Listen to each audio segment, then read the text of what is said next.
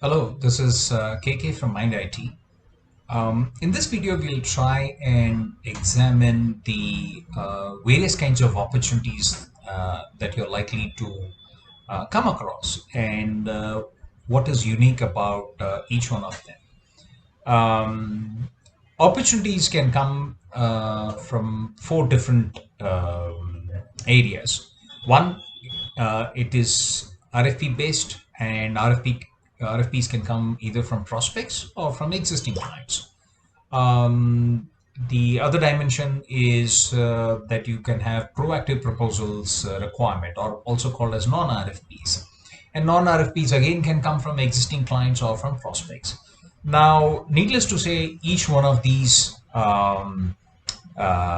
opportunities has a unique flavor that needs to be recognized so that when you're putting together the proposal and sending it to the client, you recognize this and focus on what is important for the client, and to that extent, therefore, create an edge as far as your proposition goes vis-a-vis your competitors. So, as far as opportunities are concerned, either they are RFP driven or they are non-RFP driven, many times also called as proactive proposals. On the other side, these opportunities can come from prospects or else they could come from existing clients. Now, of course, one dimension which this slide doesn't cover are proposals that come from partners, where the way you would deal with those kind of proposals would be quite different, and we'll keep it for a separate video. So when you look at these different dimensions of opportunities, what is important is to recognize the underlying behavior or pattern at play.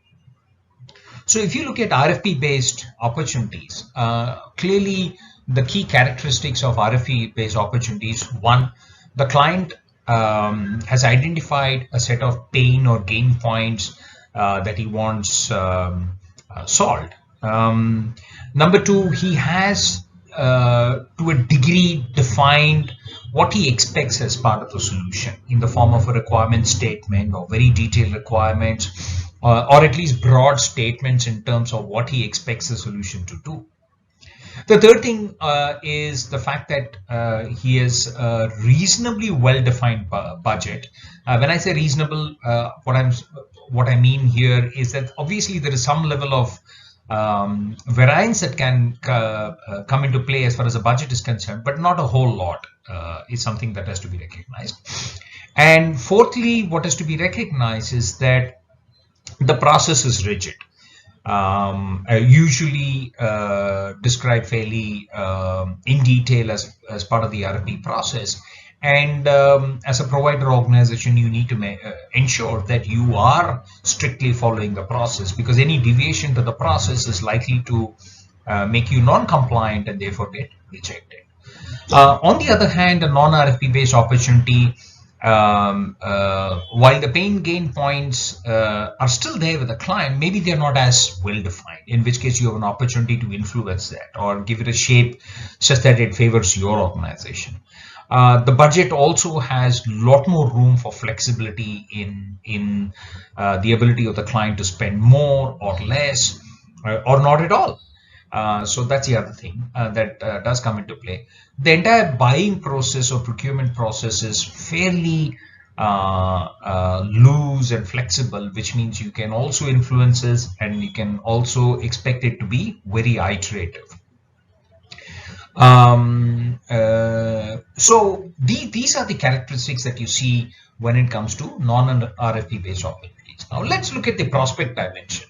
When you look at the prospect dimension as a horizontal, clearly the prospect has not had any experience with you in the past, or at least if it is another large division of the prospect, he might have some experience in another division, but maybe in this new division he doesn't have much experience of you. So talking about your organization strengths and your organization capabilities along with the right solution both go hand in hand in terms of addressing the requirements as part of the proposal process. On the other hand, if you look at existing client, clearly he knows about your organization, at least to a significant degree. He knows about your organization capability. He has experience, the good, the bad, the ugly, whatever be its form and shape. And so he's kind of placed you in a certain way as far as their requirements go, whether it is strategic, more operational, transactional, whatever be the case. So clearly, with existing clients, focusing more on the solution and what it is going to deliver to the client in terms of value, whether it's an RFP based opportunity or a proactive based opportunity or non RFP based opportunity, the focus should be more on the selling and less on the selling aspect of the organization.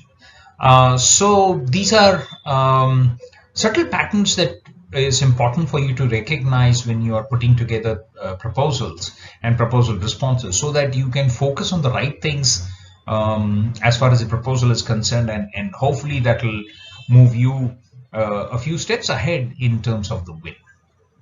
Recognizing where the opportunity comes from um, will contribute a significant part of your winning strategy, and therefore will also drive the focus in terms of whether you should focus more on the solution aspect and selling your company capabilities, or else just focusing more on the solution aspects of it and leaving um, a little less focus on as far as talking about your organization is concerned.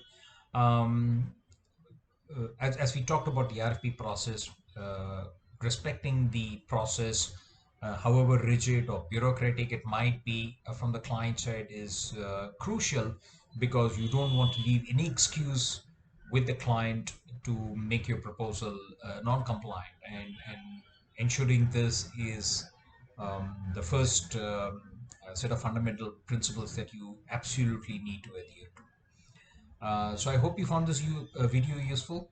Thank you very much.